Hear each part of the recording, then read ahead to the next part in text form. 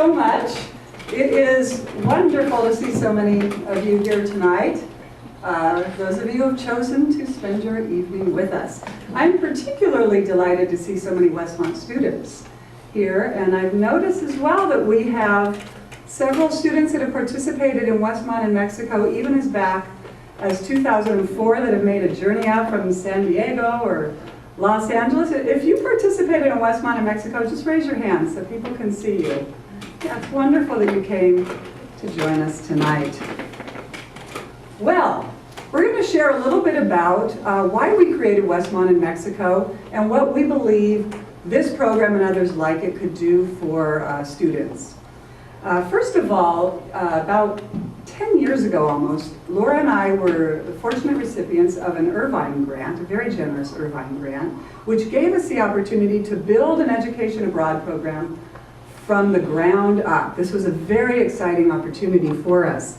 We wanted to create a program that was of high academic quality, that would appeal to a broad range of students. This is a general education program, and that had characteristics that we saw were missing in other programs. Based on our experience living in Latin America, dealing with students on abroad programs, we noticed that there were certain things that maybe we could do better. For example, we knew for sure we wanted a program in which students had to learn the language of the host culture. We knew that would enrich their experience the more language study they had. So that was an important component of the program. We also wanted a program where students would be actively engaged in the host culture. We didn't want to kind of transplant the American model into another country and have just our professors teaching students in a little compound, living in dorms. We wanted them to be fully immersed in the host culture to really understand it. Another thing we noticed in some programs was that it seemed like students could be better prepared, especially for this kind of immersion program. So we wanted a program with an extensive, rigorous orientation program. We've noticed that when students aren't prepared, lots of problems can occur. There can be a lot of misunderstandings. Some students suffer from depression because they don't know how to deal with culture shock. They don't know how to interpret their environment. So we really wanted to do as much as we could to prepare students for that journey. We noticed that while the American system of education has many strengths, it's not particularly strong at building the capacity to see the world from another's perspective. This was very important to us, to shift one's position, to see things from the other's point of view. And we try to do that through the orientation. And then, in country, many of the programs that I sent my students on in the Spanish department were wonderful programs.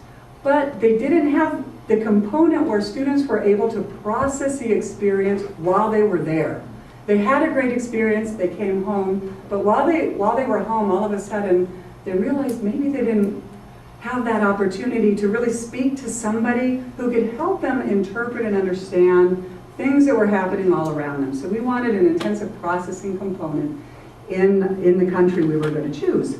And then finally, when students come back, oftentimes they feel disengaged, confused, they experience reverse culture shock. So we also wanted to have a reentry seminar for our students to help them use the knowledge that they gained and really enhance the home campus. So with all of these things in mind, that was the kind of program that we decided to found. One with an extensive orientation, an immersion experience where students live with families, take courses at the National University there, where there's a processing component with the professor, and where they come home for the reentry seminar.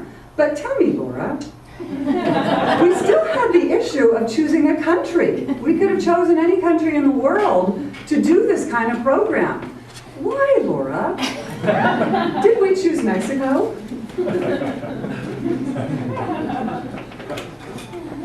Well, not the least of which is that Mary and I both had spent time there, and so we knew the country fairly well. But perhaps even more importantly is that we had contacts with local academics and the academic community there, and certainly since I was in graduate school, I heard the virtues of Querétaro extolled by my own dissertation advisor who had taken students there on a field school. And so, as in much of Latin America, who you know and your connections are very important, so we wanted to capitalize on those. But we get a lot of questions, why Mexico? Aren't there other places that are more exciting to go where students can learn Spanish? After all, Mexico is kind of just next door. I think one of the reasons that we felt really important, very important, is the quote that Vicente Foxs: "We cannot stress enough how much the future of our three nations, there Mexico, the United States, and Canada, are linked within North America." Just briefly, some other reasons, geographical reasons. They're our closest southern neighbor. We share one of the longest common borders, 3,141 kilometers, or 1,963 miles, whichever you prefer to think in. Our histories are very intertwined. There's been a lot of interaction between the United States and Mexico, and from a Mexican perspective, which you would see in Fox's book, it's mostly perceived that the United States has often felt that they have needed to intervene when necessary in various issues that have affected both countries. Many of our citizens are descendants of Spanish and Mexican families who settled in what is now California, Texas, Arizona, and New Mexico, many of them preceding other Americans. And also just its own very rich and deep history. There's a rich succession of pre-Columbian civilizations from the Olmecs to the Toltecs, to the Aztecs, to the Mayans, with advanced discoveries in math, astronomy, and agriculture, just to name a few. And certainly there's culture, the cultural interaction that takes place between our two societies. There's a heavy imprint of both Spanish and Mexican culture in the Southwest, including California, in architecture, religion, music, food, the names of streets, to name just a few other areas. The environment. Lots of common issues around the environment, particularly on the border region. Critical resources like water.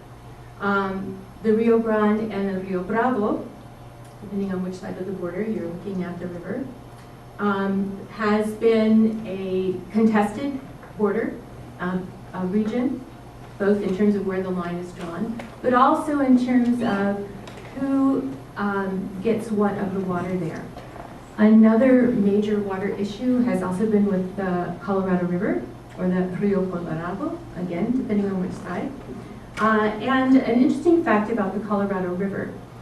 Mexico is the last user of many of the river, and there is actually more water allocated to the basin states, the U.S. Colorado River basin states, and Mexico than actually flows in the river. So it makes for a lot of interesting politics. Also along the border, there are also many issues of pollution coming from both sides. So many issues of air quality, the quality of drinking water, sanitation, pesticide use, a number of issues that are very common. Politics, as I mentioned before, there's the U.S. history of intervention, the Mexican-American War, which in Mexico we are reminded regularly that the U.S. Stole 1/3 of the Mexican territory over what they felt were very, what should we say, sort of perhaps less than legitimate reasons. Anyway, the U.S. is also no longer the only or major influence in the region. One of the things that Foxs talks about quite a bit in his book is the rise of the influence of China, the EU, and other countries in Latin America. So we're no longer the only or major influence in the region geopolitically. Security, one that's in the news a lot is the narco trafficking. It's a common problem. We have US demand, and then we have Mexico being a transit point for many of the cocaine routes, as well as a producer of marijuana, and now more recently some heroin. So we have the drug violence that has been happening because President Calderon has cracked down quite a bit on the drug cartels, and as a result that has upped the violence as the cartels compete with one another for those lucrative routes. But it's a common problem because we have, again, the demand in the United States. We have firepower going from the United States into Mexico, as well as the drugs coming the other way. So it's a very common problem to which we need common solutions. Immigration, one of the big issues that President Foxs talks about. It's an issue for both of our countries. There are what we call push and pull factors. There are the push factors in Mexico of lack of jobs that pay adequately, but there's a pull factor into the United States in that there's been a demand for workers from Mexico for many, many years, starting back in the 50s with the Bracero program, and perhaps even before in building the railroads in the southwest United States. And last but not least is economics. And just a few statistics here. Mexico is the 4th largest economy in the hemisphere behind the United States, Canada, and Brazil. In 2007, trade with Mexico totaled $386 billion. Mexico is the 2nd largest export market for U.S. goods. Mexico is the largest supplier of goods imported into the United States. U.S.-owned affiliates sold $20.5 billion in services in Mexico. U.S. foreign direct investment in Mexico in 2007 was $91.7 billion. Mexican foreign direct investment in the United States in 2007 was $6 billion. Mexico is the 2nd source of international travelers to the United States, tourists, not people who are coming to work on visas or undocumented tourists. And the spending by Mexican tourists in the United States was $95 billion in 2008. And an interesting sort of tidbit there is that Mexican visitors often go to our cities, not to our national parks, except they love to go to New Mexico and Colorado to ski. So they're big draw there for skiers from Mexico. Laura, you have convinced me that Mexico is the exact right place to have a program. Well, the problem is that many of our students have assumed that they know Mexico because they've been there on short-term service projects, they've been on vacation to Puerto Vallarta, Tell me more. They've been to Tijuana, the Ensenada, they know it all. So we wanted to help our students discover the Mexico that they never knew. Common image of the mariachis, but there's also the Bellas Artes in Mexico City that has a fine tradition of symphony and ballet. There's desert, but there's rainforest. There's rural Mexico and modern Mexico City. There are the pyramids. There are roofs of hotels that show, this is actually a ceiling in a hotel of European influence. There are beaches. There are also exclusive country clubs. There are poor women. There are elite women. There are poor children who may not be schooled. And there are also many children in private schools. So this is Mexico. This is all Mexico. And we found that many of our students didn't know that. They didn't know the geography, they didn't know the diversity of the geography, and the diversity of the people that are in this wonderful, wonderful country. And again, something that President Foxs talks about in his book is the fact that at one point he himself didn't really know the vast geography of Mexico, and so at one point after he married his first wife, they got in a camper, kind of an un-Mexican thing to do, but got in a camper, and they went from really one border, starting in the north and going south to the border with Guatemala. So that's the kind of experience that we want to give our students, to surprise them, but at the same time to educate them and to develop their own excitement to learn more, not only about Mexico, but Latin America and other countries as well. So Mary is going to... Yes, what am I going to do? She's going to talk about the program cycle. As she mentioned before, we have a 3-semester cycle. And the first part of that is an orientation course that is required the semester before the program starts, and that is in the spring semester, because the program's in the fall. Mary has taught it twice, I have taught it twice, we both have led the program 2 times. And Mary's going to talk about the orientation, and then we'll switch off and talk about some of the other aspects of the program. Great. So to help students understand the Mexico they never knew, I know you really want to get into Mexico, but I think it's important to have a really good orientation before you go. So students sit in this lovely course every single week of the semester, and they think that they're going to get a checklist of do's and don'ts. Do this in Mexico, don't do that in Mexico. It's important to know this. But instead, we want to give them the foundational knowledge. What is an interculturally competent person? We could put that slide up. Now, these are the kinds of individuals we want to cultivate. People who can adapt constructively to an unfamiliar cultural environment, communicate effectively cross-culturally, build relationships of mutual respect across cultural boundaries, engage in cultural learning without prejudgments or use of stereotypes, people who can undergo positive reentry and reintegration in the home environment, and who can reflect intentionally on their own identity. Interestingly, Vicente Foxs in his book talks about, kind of tries to describe what a sencillo means. When he met George Bush, when they were both governors, he described this quality, what sencillo, it really can't be translated from Spanish to English.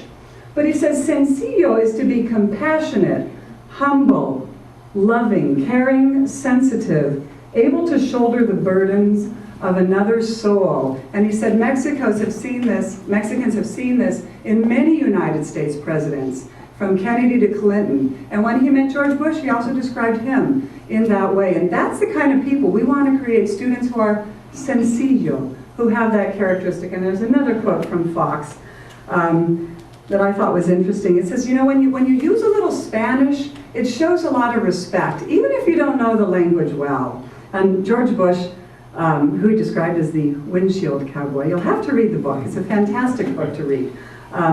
When he tried to sprinkle some Spanish into the conversation, he said, you know, it's not as superficial as it sounds. Fox is talking. This occasional nod from a U.S. politician to the Latino roots of his border state population, or the use of a Spanish pleasantry by an American business associate, or a gringo tourist in Puerto Vallarta. To us, it means you care, that you respect our culture, that you don't automatically expect the rest of the world to speak English whenever we are in your presence. And so those are the kinds of qualities we want our students to have. We don't want them to go and be the ugly American when they go abroad. So first of all, we need to kind of see where they are on the intercultural sensitivity scale. And I'm just going to tell you what intercultural sensitivity is. It's the ability to perceive cultural difference. Can you see it and notice it? How that difference is perceived. Is it threatening? Do you invite it in? Is it minimized? And the ability to use the knowledge of cultural difference to adjust one's cognitive framework and behavior in a culturally different context. Now, I'm not going to bore you completely with the 6 developmental model of intercultural sensitivity. But I do think there's some important things here that we can take with us, whether we go to Mexico, or whether we do business in China, or whether we're just simply talking to our next door neighbor. So if you look at the stages, they move from ethnocentric stages to ethno-relative stages. You can either perceive difference by being in denial. You don't even know they're there. The next stage is now you perceive the difference, but they're threatening. They're threatening to you. So it's, you polarize them, us and them. The next stage as you move along the scale is now you perceive the differences, but they're no longer threatening, but you minimize them. So you tend to emphasize commonalities and similarities. This is the stage that most of our students are in. There's a few in the stage in defense and a few that come in acceptance. This is also the stage where most of us are, most humans that do take this instrument. We want to move them into acceptance where they no longer minimize them, but they accept them and celebrate them. Adaptation where they can adapt their behavior to accommodate difference. And then finally integration is when one is a truly bicultural individual. I'm going to try to go a little quickly here, but I think it's important to kind of see one example. I'm going to give you an example of something we do in the orientation class to kind of help students see that they're cultural beings and the profound influence on culture. Go back, Laura. Hey, what are you doing? Go back. There we go. Okay. PC. Mac. The problems it causes. My arrow is not her arrow, but yet we've come to learn to love each other and understand each other. Okay, here is an example. I actually didn't want the visual up yet, but that's okay. I want you to picture, I'm working at Long's Drugs or Vaughn's. Let's say Long's Drugs, because I need it to be a smaller store. And there are 6 people, and you're waiting to pay. How do you accommodate yourself, how would you accommodate those 6 people to pay? So we give students this little exercise with this, oops, oh Laura, okay. Oh, it's not that one. And every single student in the class came up with a version like that. Sometimes the line was a little squiggly, where they positioned the people basically standing in line. And that is how people from what we call a monochronic culture would answer that question, because that's what we do, right? But then they see that people from a polychronic culture, which is Mexico, that's how they would answer that question. That is how they, well, what we call line up, but they're not exactly lined up. They're all kind of grouped. What happens when we're in minimization and we assume that everybody's like us is that when we go to Mexico and everybody's going like this, and we think, why aren't they in a straight line? What's going on? These people are rude. And we start to judge people using our own cultural lens. And that's where we get into problems when we cross cultures. And that's why this class is so important. I remember when I was a student, a 19-year-old girl, 5 or 6 years ago, living in Mexico.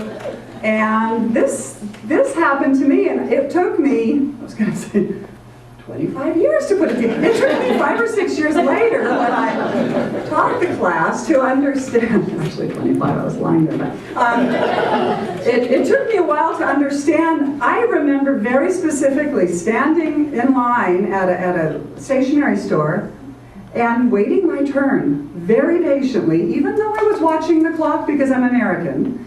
And the Mexican people would just come in, and the guy behind the counter was, oh, there to go. And he would wait on him when he came in 10 minutes after I did.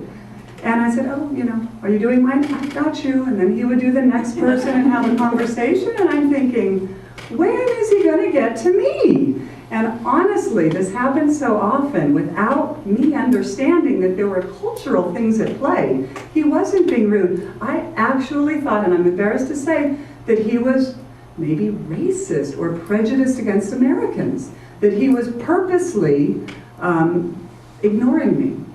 And so it was just a very profound example of how oftentimes we judge people that behave in ways we're not used to, and when we are kind of seeing the world through our own cultural lens, that we do tend to judge other people. So these are the kinds of lessons we want to give students to help them see the world through another's point of view. And so we talk about the basic building blocks, the different view of time, which is always hard. Why are Mexicans always late? They're not late.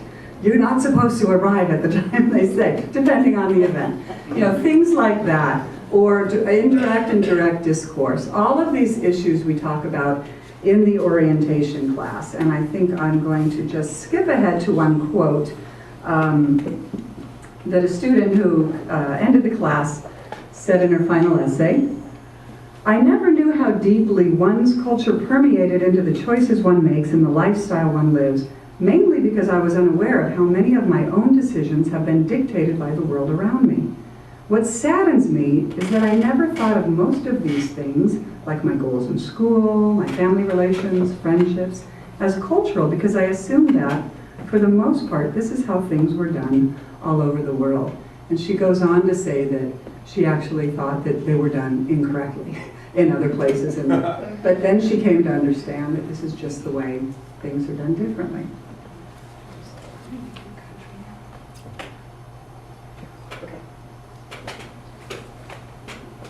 Just briefly, I do want to talk about, well, what kind of skills does it take to be an interculturally competent person? And about 5 or 6 years ago, Mary actually began to understand, after working with an anthropologist, as to why... Let's keep the story going as long as possible. Well, what are the skills? First is just being able to recognize what culture is and how it affects our human experience. Norms of behavior, what are the expectations, what are the rules? What do people value? Do they value family? How much do they value that as opposed to achievement, to independence, being on your own? Worldview, what are the basic kind of underlying logic that people think about or that they use as touchstones when they think about the meaning of life and what's important and what makes one human and what makes life worth living? Also, patterns of social relationships. How do people interact with one another? A big issue that we always work with in Mexico are the gender issues between male and female. But how do you relate to someone of higher status, to your professor in the classroom? How do you relate to your host family? We also talk about patterns of communication. As Mary has already mentioned, there are many cultural ways of communicating what it is that you'd like someone else to know, but they do it in quite different ways and in ways that can be very difficult for someone coming from one culture to completely either misunderstand or not even realize that the other person from another cultural context is trying to send them some information. Flexibility and openness. Things often do not go as planned, so the ability to be open to newness, to be flexible, to kind of roll with the punches, so to speak. Emotional resilience. Culture shock is culture shock in many ways, and you're in an unfamiliar environment, not quite sure what people mean, why when you went to the hardware store to ask for a key, you were handed a water faucet. Perceptual acuity, the ability to perceive what is going on around you without heavily filtering it through your own emotional status or your own framework. Personal autonomy refers to having self-awareness, understanding yourself as a cultural being. And then lastly, skills to gather, evaluate, and respond to cultural information accurately. Cycle through. Close your eyes so you're not looking at the screen, because I'm not quite sure how to turn something on that I need you to see. What we're going to do now, I hope this works, is we're going to give you a little glimpse at the Westmont in Mexico program. It's about a 2.5-minute video. This is Querétaro itself, a gorgeous city of about 1 million people. Colonial roots. After Puebla has the most churches per square mile. an absolutely spectacular city, one of the safest cities in Mexico and one of the cleanest cities in Mexico as well.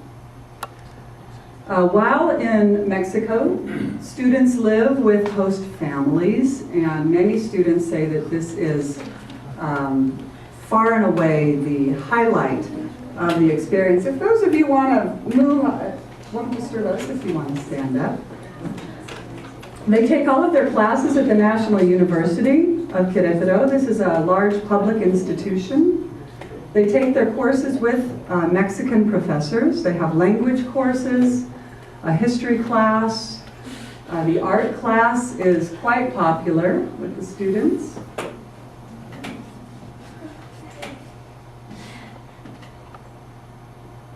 That was the Day of the Dead project we worked on, and we won first prize. This is the dance class, and the students gave a concert for invited their families. Querétaro is so rich that there are many trips that we do within the city itself. Students could take a cooking class from one of the locals. We went to a play, and some students even had an opportunity to act in the play. The soccer team was popular that year. And then we load the students on a bus, and we head them to see the rest of Mexico. And what we try to do is expose them to the diversity of Mexico.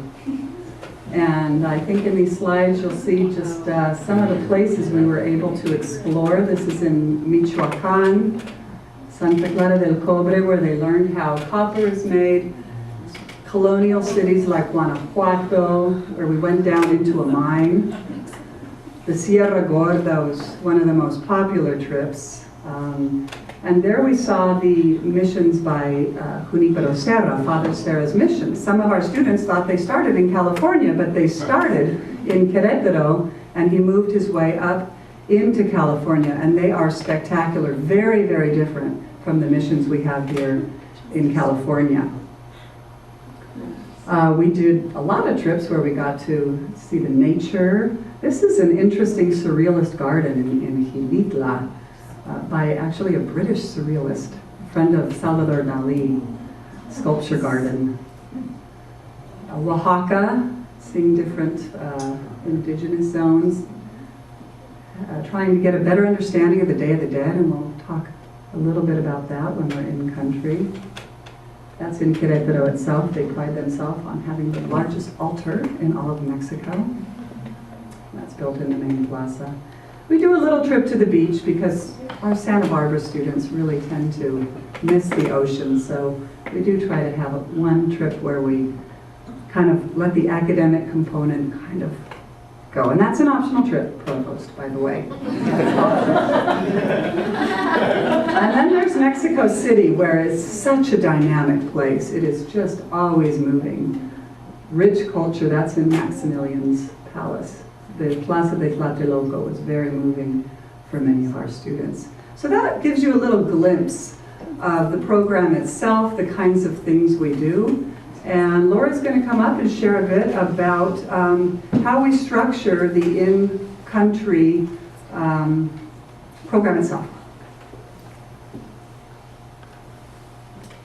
Well, I should say that before students do go to Mexico, we often at the beginning of the orientation course hear lots of complaints about why do we have to take a semester-long course, and secondly, why do we have to write papers every week?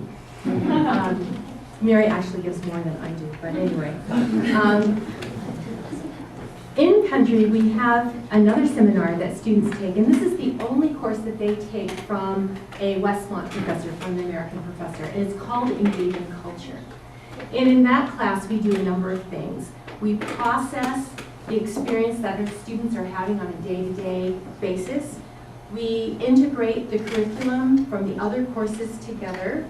And we also give them the tools to explore in order to gather information and interpret their day-to-day experience. And just to give you an idea of some of the kinds of issues that we work through and talk through, are first, when we arrive in Querétaro, it's the rainy season, and so every afternoon there's just a deluge of rain that hits the city, and often there's lots of water in the streets. And so most of the students actually take the bus from their host family homes to the university. And just so that you know, their host mother usually takes them the first time, and then they're on their own after that. Lots of great stories about going to the end of bus lines. Just some examples. Being out, getting your feet wet in the rain, student goes home. Immediately her host family makes her take her shoes off and her wet socks and makes her put her feet in a bowl of warm water and keep talking about the calor subido, the raised heat.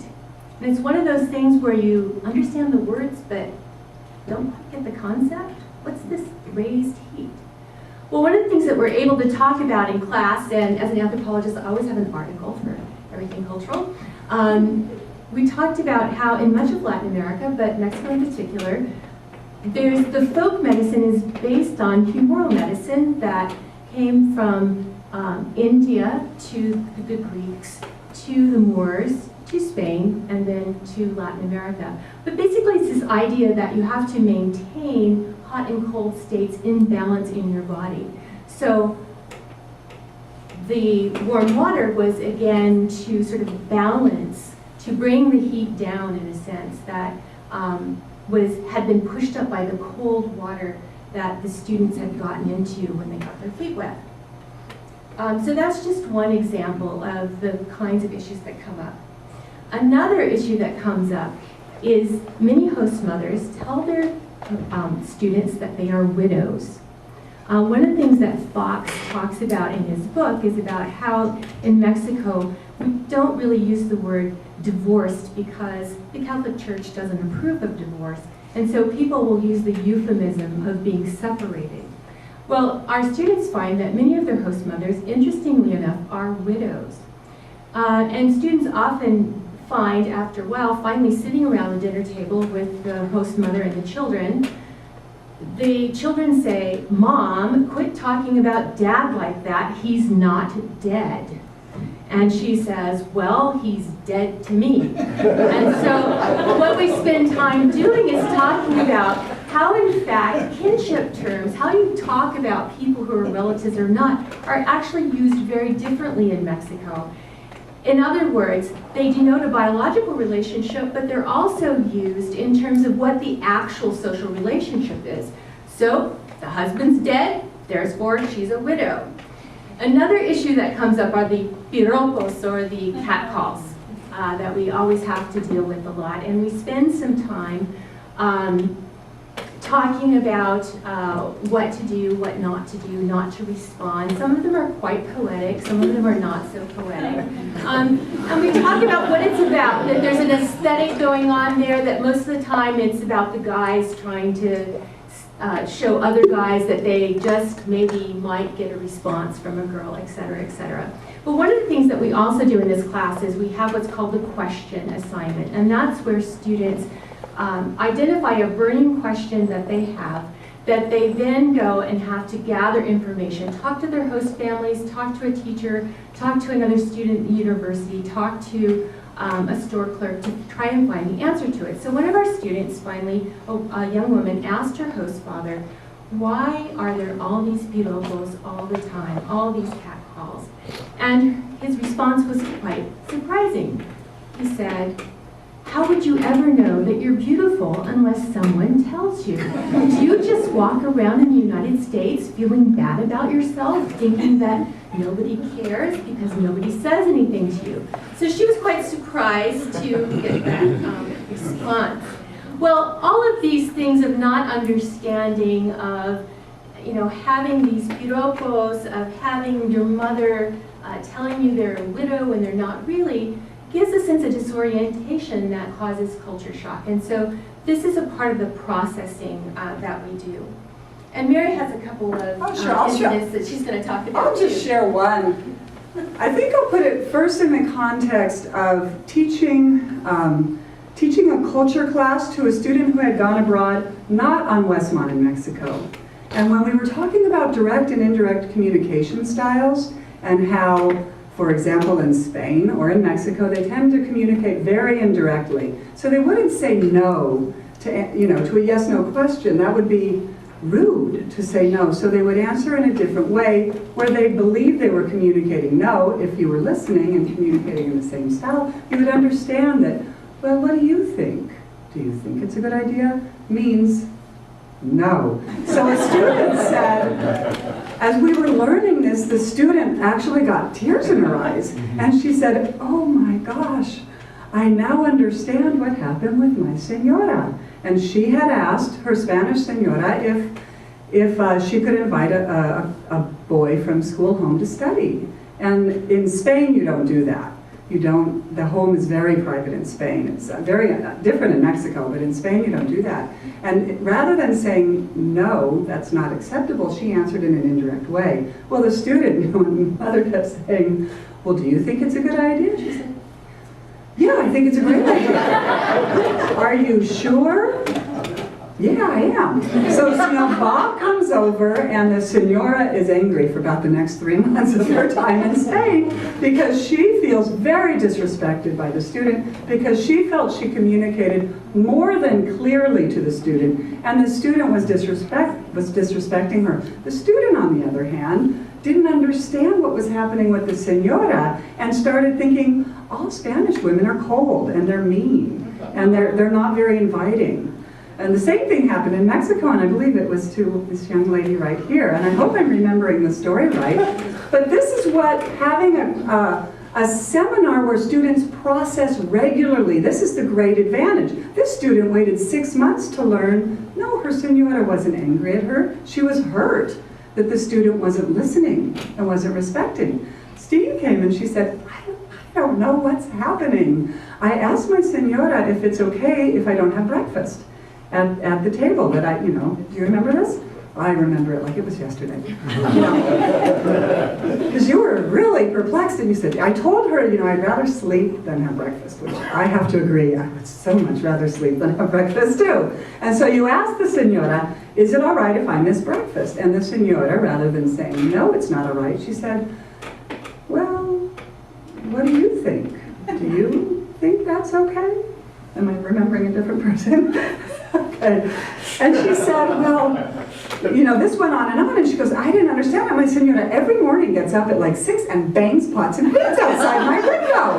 And I'm thinking she's angry at me. So we had, tell me a little bit what happened before the banging. And so, we had an opportunity to unpack the experience and to realize, oh, I think you really need to be at the breakfast table because she clearly communicated this was not a good idea. But once again, just having the opportunity, these are tiny, tiny examples, but one can see that just a little miscommunication in our daily lives can create so many stereotypes and judgments, and that's the importance of constantly processing, correcting the misunderstandings as they occur, not harboring these things for a period of time.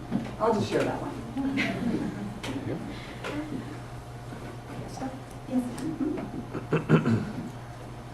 Well, the other thing, in addition to just processing what's happening to them as they go about their daily life, there are many cultural events that are occurring in Querétaro at the time. And so again, we give students an assignment to go out to observe, to ask questions like, who's there, who's not there, what are people doing, and to talk with people about what it means. And one of the reasons that Mary and I do this is because the meaning of events are not always apparent. And it's very easy to sort of have your own perspective about what you think is going on, and yet it to mean something very different. The Fiesta de la Cruz occurs in Querétaro in September around the Independence Days. And it's where groups of concheros that dance to dances that are somewhat traditional Aztec. There's some debate as to kind of when they really come into being, before or after the conquest. But for several days, they dance in the streets of Querétaro, banging drums, which just reverberate off the colonial walls. And there are several acts of devotion and masses that take place in the Catholic churches. In particular, the Templo de la Santa Cruz, which is the Church of the Holy Cross, which is believed to have, that one in particular, have some miraculous qualities to it.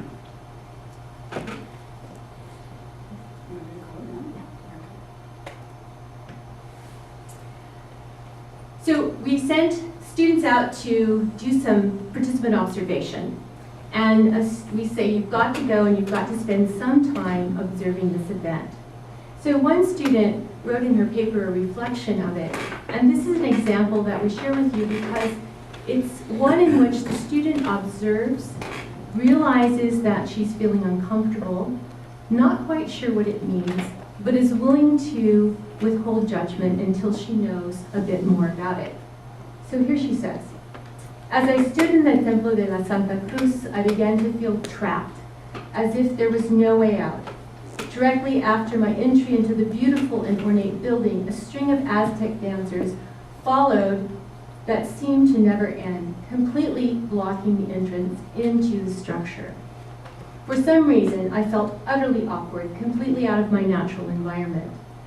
The words to the chant, which were uttered at the same moment from each of the dancers' mouth, were to the Dios of the Catholic Church. But that seemed to be in contrast with that of my eyes were seeing. With the offerings of fruits and grains outside and the dancing that used to take place before sacrifices to the Aztec gods or at religious rituals hundreds of years ago, I felt that something didn't add up. Now, often when we ask students that they need to interview people, they are a little hesitant to do that, but nonetheless, this student went and interviewed a woman who had participated in the dance, was one of the dancers, and asked her why was she doing this and what did it mean to her. And she talked about that this was a very important act of devotion to God. And the woman said, after all, it's not that easy to dance like this all that time. It's a sacrifice. And so the student got a very different understanding of what the event was and what was going on that she wouldn't have gotten otherwise had she not taken the time to really observe carefully and to gather information and to try to see things from another's point of view.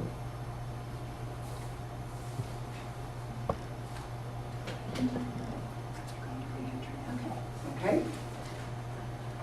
We're conscious of the time and we want there to be plenty of time for questions, so I'm just going to share very briefly what we do in the Reentry Seminar. And if you have more questions about some of the things we do in Mexico, we would love to talk more about it.